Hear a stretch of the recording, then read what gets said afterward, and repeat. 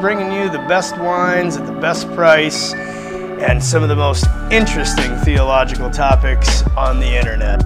I'm Father Justin Waltz. And I'm Father Jaden Nelson. We're two priests and a bottle of wine. Welcome back, everybody. It's been almost a year, or maybe even longer than a year, since our last episode. Unbelievable. And so it is good to be back with you.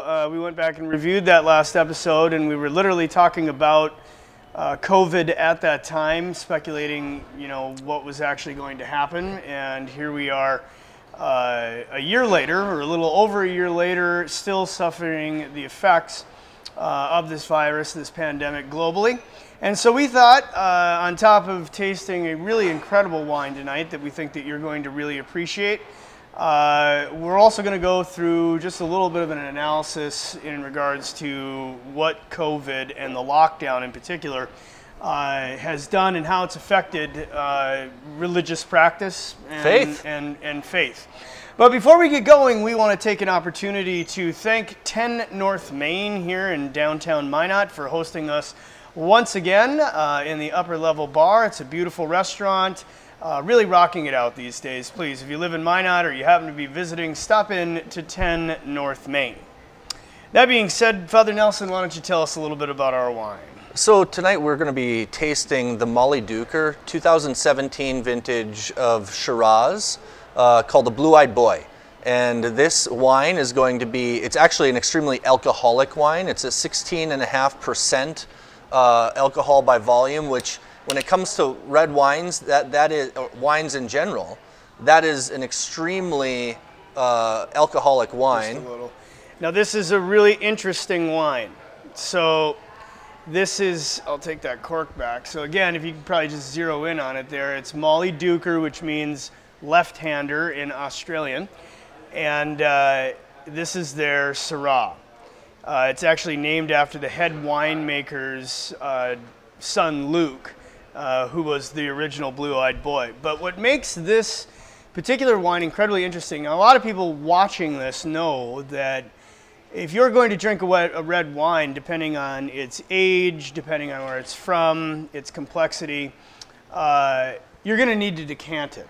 And we've done that on the show before. As a matter of fact, one thing that really frustrates me about going out to restaurants and ordering, especially a nice bottle of wine, sometimes we get taken out and somebody will want to really splurge at the dinner and buy a nice bottle of wine. Well, a lot of the times that bottle of wine needed to be open long before we ever got to the restaurant. Now, a place like 10 North Main, for example, called us on New Year's Eve and made sure that they had a bottle open 2-3 hours before we got here and decanted, which was wonderful because then we really got to take in that wine. But the interesting part about this particular, all of these Molly Duker wines, is that in order to avoid sulfates, which a lot of people are allergic to, yours truly, believe it or not. So if you're allergic to sulfa drugs, which I am, like the antibiotics, chances are you're going to have a strong reaction to sulfates, which are just naturally in wine. Mm-hmm. A lot of the times, too, they're added, some of the cheaper wines. I think it's an important point, though, to mention that sulfites do naturally occur in wine. They do naturally occur, yep. They're not always added, but they can be added. Yep. But this one is predominantly based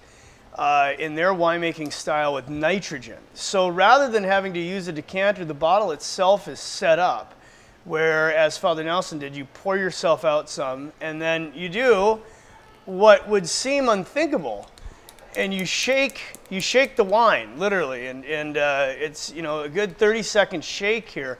Mm-hmm. And if you could zoom in on the bottle, it's kind of tough to see because this is a dark bottle, but what's going to happen here is, and we can see it. See all that fizz coming up? Tons of fizz in there. We're going to take that off. And we get a little gas coming out of the top there. And what's happening is that the nitrogen is literally opening the wine. Mm-hmm. So they design their wines in such a way that you don't need to decant them. As a matter of fact, you shouldn't decant them. And you can even see the bubbles in my glass coming exactly, because they're going to...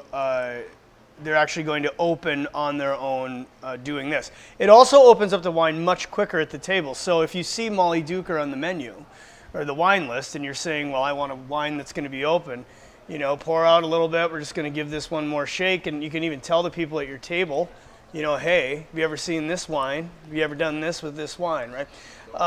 No, you would never do this with a regular wine. You probably bruise the wine. Exactly, You know, and it should be noted that this Shiraz, a 2017, is not an age. I mean, this is not an old wine. No. So what you're going to notice that as wines age over time, in a real sense, they become more delicate. The young wines, in terms of their chemical structure, hold up much more well. And as they age, the compounds within the wine tend to kind of weaken, so to speak, and that's where some of the refining comes in. I'm going to give it one more shake, and that's just for everybody watching, because we want to make sure we show you how to properly drink this wine. Every time I do this, I feel weird, especially when you're out at a restaurant like this. Who are those fools shaking their wine? So, but you can, you know, as I pull the top off, you can smell. Yeah, the aroma is just pouring out of the bottle. Yep. So, and to my knowledge, I don't know of any other winemaker that uses this style. Now, I don't either. If you're like me, and you wouldn't think this, you know, like I don't process red wine real well. I prefer whites. I can have a glass with my meal, but if it's a big, huge Zinfandel or whatever it might be, sometimes it's just harder on my body overall. Maybe you're one of these people, you react with sulfates, whatever it might be. I've found that this is a much easier wine to digest, personally, but all of their wines, as Father Nelson pointed out in the beginning, are pretty strong.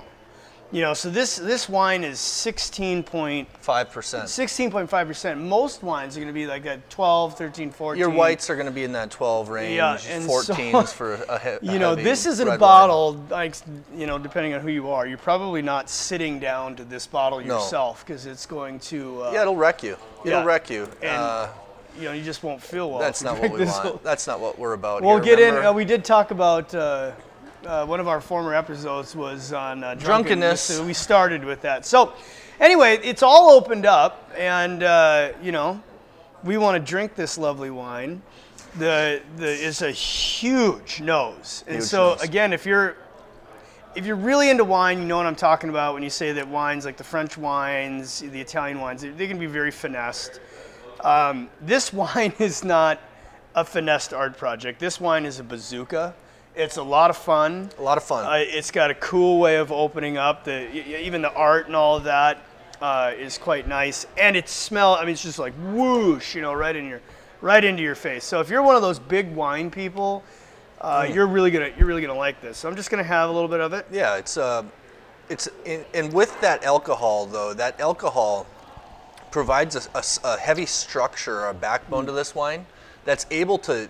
It's almost like the frame of the wine, and so all of those big, bold flavors are kind of held up by that heavily alcoholic backbone. And they say, and I would encourage all of you to go to their website, it's very informational, but they talk about fruit weight, and what their goal with these wines is actually not, you know, this huge, like, finessed flavor profile. Like, they want, from the time it hits the beginning of your tongue all the way to the back of your throat, one big ball of jam, you know, and that's really what you're getting. Now, because of the high alcohol content, this is also going to lend itself to a steak. Oh yeah, it's going to lend itself to something fatty. Yeah, it'll cut through a creamy the fat of a pasta. Steak. Yep, for sure. And even something with a little spice. We're going to see a flavor profile here. A little arrabbiata. Oh, a little arrabbiata. I was thinking even maybe some curry, like an Indian curry. An Indian curry would be fabulous with this particular wine. I like that.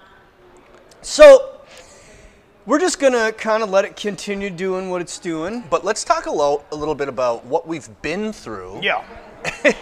In the hiatus that we've had over the last year, this craziness that is the coronavirus pandemic world. Right.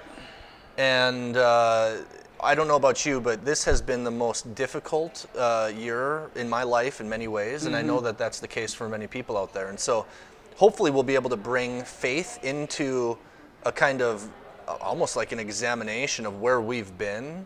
Yeah. And a little understanding of how faith enters into that. Oh, and that's what we wanted to really, you know, touch on now is you've got a lot of statistics here that are telling us that a lot of Pew research that the pandemic has actually made people's faith stronger. Now, we were just talking about it beforehand. We've lost significant amounts of money across at least the Catholic Church in collections, which isn't the end-all be-all, but we still have to keep the doors open. I know for certain in North Dakota, where we're located, Father is the president of the local school, I'm pastor of a downtown parish, we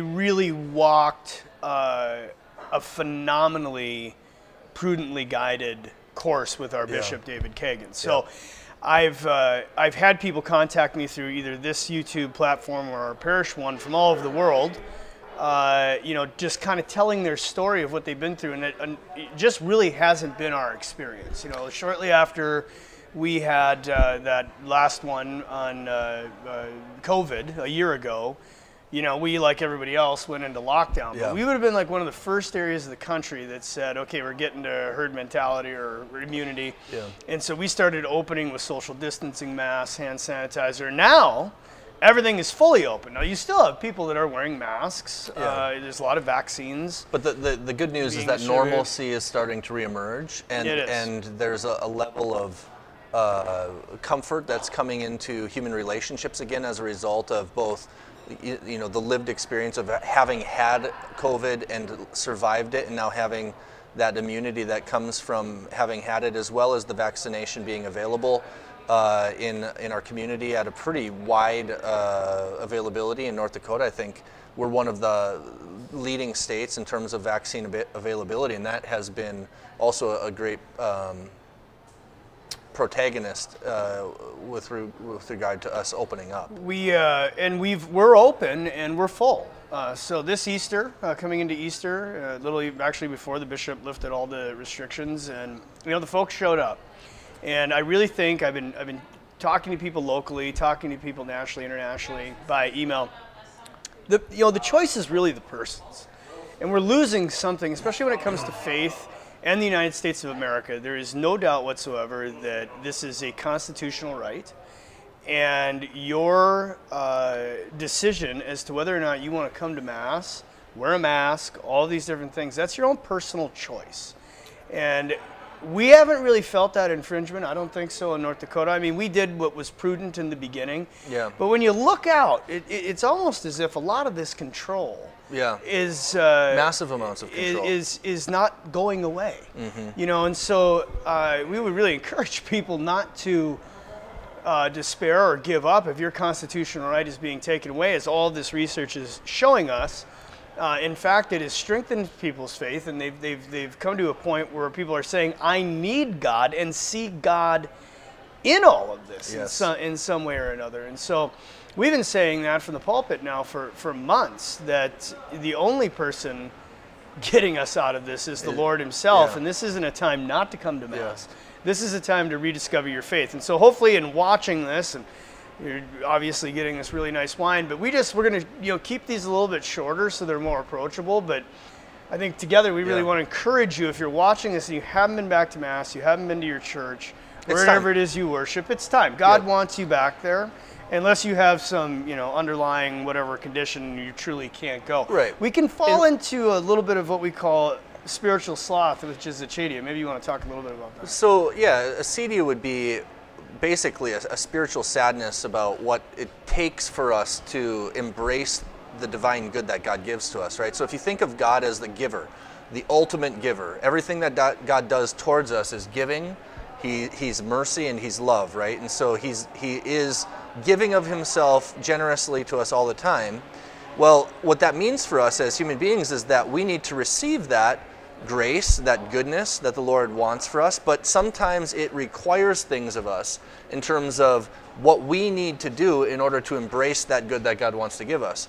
So sloth would be a kind of sadness which could lead to laziness, or it could also lead to a heavily distracted way of living, in which you don't pay attention to God, right? You're constantly sidetracked with worldly things so that you don't think about the religious, the spiritual. So you're the 500-pound soul, right? You just can't get there. And I think a lot of people that were very devout in their approach, I've kind of let it fall by the wayside. I mean, initially you're locked down, and then you're like, well, you know, even what I don't like a lot of it is that online everything. You know, it's so easy. Like the amount of parishioners that were like, hey, you know, it's me and the kids and the Cheerios. You know, like right when we started no, that's it. And it's not like, what okay, this is supposed to be. I mean, you know, it was the best we could do in the moment to try to keep people connected to the Lord, and as their shepherds, as their pastors, to be able to speak to them. And help walk with them through this isolation, as we were locked down. As we were locked down. Yeah. But in reality, what is the mystical body of Christ? What does the church want of us? The church wants communion, and it wants us to have a communion that's in real friendship, real relationship, which requires us to come together as physical beings, bodily beings, into the space that we call the church. And it is, you just cannot worship from home. I think we've come to see that, especially as a Catholic. I mean, the sacraments are there in the church, but it's just not the same. When you have the community, you have the sacraments in the Catholic Church, you have the priests, spiritual fathers. So our message to you as we kick off this series of 6, which we will be really hammering them out. We have them all scheduled. Over the course of the summer. Yep, we're going to try to get these wines to you so you can actually drink them with us. Which we promised before and failed at, but we're going to do that. We've got these scheduled. We've got great topics, really great topics coming up. We got a new production manager who is just killing it, Luke DeMers. We want to thank him, and again, thank 10 North Main. And let's get back to this let's get back to the wine. Beautiful Syrah. So, as we have... And I believe, you made a slip there, which is... So it's a Shiraz, but it is a Syrah. Maybe we So that's a good that, point. So that... Really what we're looking at when we say it's a Shiraz is the kind of grape that it is.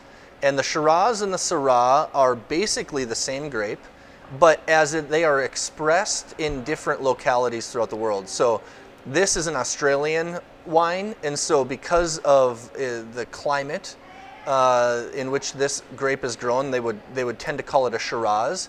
Whereas if you're back in France, where the grape generally originates from, a little bit of a cooler climate, they're going to refer to this grape as a Syrah. So we have the tasting sheets available to you online. We would encourage you to actually use them, and we want to remind everybody that wine is what you like.